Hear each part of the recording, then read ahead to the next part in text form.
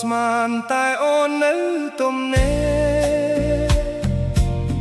បងធ្វើដំណើរទៅស្រុកក្រឡាញ់ចិត្តពោពេញដោយក្តីសង្ឃឹម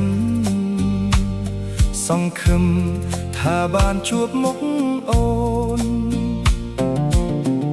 នឈ្មោះក្រឡាញ់ស្រស់ប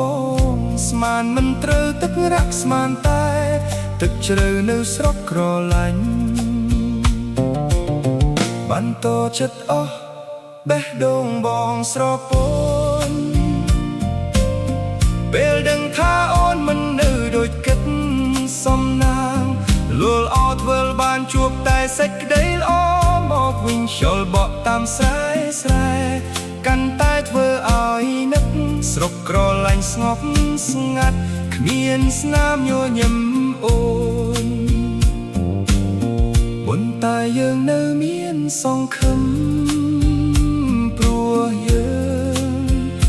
ជាខ្មែរ